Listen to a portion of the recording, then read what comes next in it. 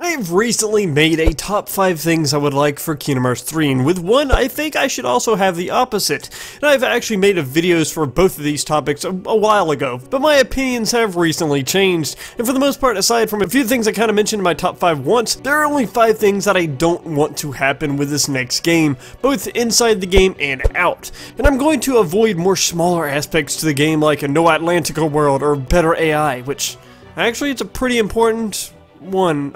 Alright, make it top 6. I don't think I have to say much for that topic, do I, Donald? But yeah, let's get into my list of top 6 things that I don't want to happen, but probably will still most likely happen for Kingdom Hearts 3, because I don't think anyone cares for some random guy's opinionated video on YouTube, and the fact that the game is so far in development, it has probably either happened or not. So, let's get into the video.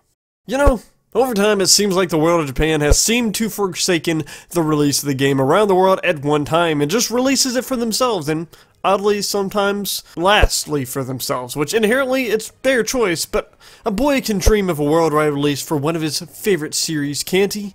They've done this with a multitude of games, from gigantic release gap for the worldwide release of Persona 5 for nearly a year, to the times Japan seems to hate itself and releases it to themselves last. And this is a trend that has continued throughout the main titled series of Kingdom Hearts, from Kingdom Hearts 1's release being started 3 or 4 times over 2002, and Kingdom Hearts 2 doing nearly the same thing in 2005 to 2006.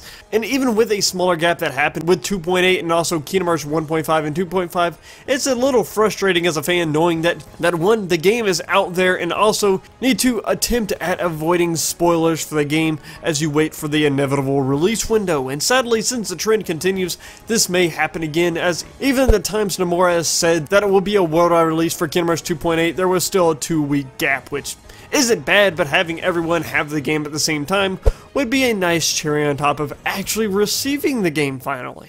Related to this in a way, we also have the extension that has followed the release of the game, which are the inclusion of final mixes, where they first released the game and then later re-released the game with a bunch of extra content, like for Kingdom Hearts 1 and Kingdom Hearts 2, which Japan always gets it first. And I would sit here and say, man, fuck Japan getting all the good stuff first again, but I would actually like to say, nah, let's just not do that final mix thing again. And sadly, I can't say that, since recently, creators have basically said in order to speed things up for the release, they're probably gonna cut out a lot of extra stuff and just try to get a complete and finished game, and then later, once the extra stuff is done, release it again, fully completed version, which sounds exactly like a final mix. And as of now, that is kind of inevitable. But one thing I don't want for the series is DLC. You say, but final mix is basically DLC, and yeah, somewhat true, but final mix, you are actually getting a ton of additional items, bosses, abilities, areas, and maybe even worlds.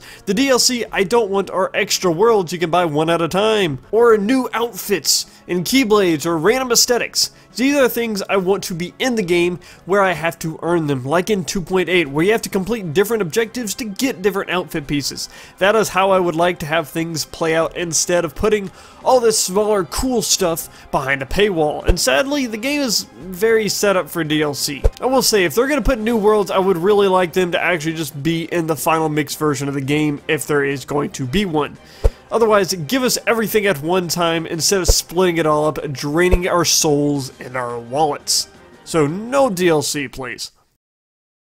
Alright, let's switch it up. We all know the lovable character Sora, that MC of the entire series, who's actually only really been the MC of 4 out of the 8 or 9 games that have been released. The boy with a pure heart that can be manipulated so much, but whose character hasn't seemed to have gone anywhere through the entire series. He's a lovable boy, but one that needs, I feel, have some character growth. I don't want the same old Sora where he just kind of goes along with each game, taking things as they come. And yes, he seems somewhat different in each game, but he hasn't really grown. Nothing ever seems to affect his character, and even when it did in Chain of Memories, he forgot everything. I know what many of you may say, Sora is Sora, and if he's not happy and bubbly all the time, and out to fight only darkness, and sees everything as black and white, then he isn't Sora anymore. And I'm not saying I want a complete overhaul of his character, but characters, in order to grow, have to break out of their shell and move, sometimes into places many don't expect or don't want to watch. But when he comes out of it, he can still be happy and bubbly self, but can be stronger and view things as a character with a more open mind. That is what makes a good character.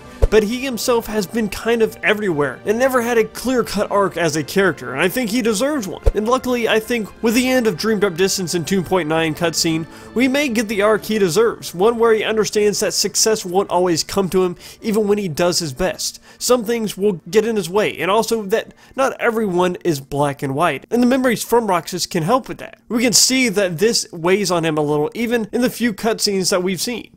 I'm not saying I want him to become edgy like that of Riku, but more of him to have an arc where we see him grow as a character and a person.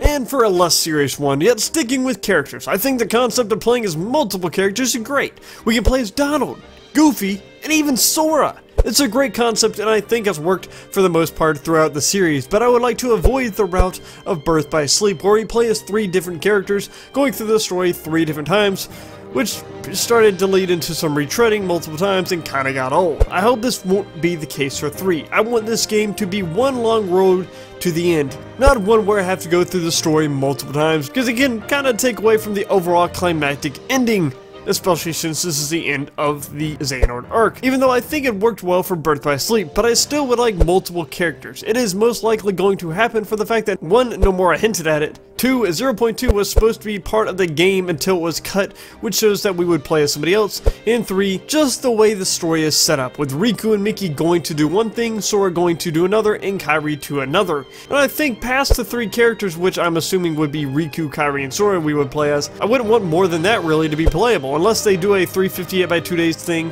and outside the story we can play as everyone, which would be damn cool. I think keeping it focused on only 2 or 3, you can still keep the story flow well enough and coherent enough to tell a good story, and hopefully without retreading, because once you keep adding too many characters, the story can become muddled and confusing, and especially if one group's story isn't as interesting as another, then you may completely forget about it until they magically reappear back in the story. And so I think limiting the story arc to about 3 or so characters is ideal, but I still believe Sora should be the main overall focus, as he will be the one to open the door to the light, as they like to say. And lastly, truthfully, a lot of these things could be shifted around to be things that I want for the game, as I want Sora to get development. And for this one, I somewhat mentioned in my wants to, and that would be, there are not to be any plot holes, or I want all the plot holes to be filled, and there would be very little questions unanswered. But this one distinct thing I really don't want in this game, and that would be a cliffhanger. I want there to be a distinct and clear ending. I don't want us to think Xehanort's dead and then zoom in and it shows him slightly breathe, or something else like Kingdom Hearts is destroyed and then we zoom in and it also slightly breathes. I'm fine with there being a secret ending that hints at a new, completely different story that has nothing to do with this one, but I don't want part of this arc to linger into Kingdom Hearts 4. That game should be completely fresh with a new story-wise, and only some concepts and main characters being used in it. Also, having some cliffhanger would really be annoying just by the fact that we would have to wait so long for Kingdom Hearts 4 and for that cliffhanger to then be answered. Or maybe they would just release it as DLC. Please refer back to number 4 for my reaction to that. Overall, I just want everything to be wrapped up by the end of the game, and for this arc to be over, and I think most would be happy with that too. And there you have it, my mediocre opinion on a video about a crossover video game of Disney and Final Fantasy that I've been waiting for a long time. And let me know what things would ruffle your feathers to see in the next game, or if you don't care what's in the game, you'll just soak it up no matter what, because you love Kingdom Hearts so much. Nonetheless, my name is Arcane, and I will see you all next time. Peace out.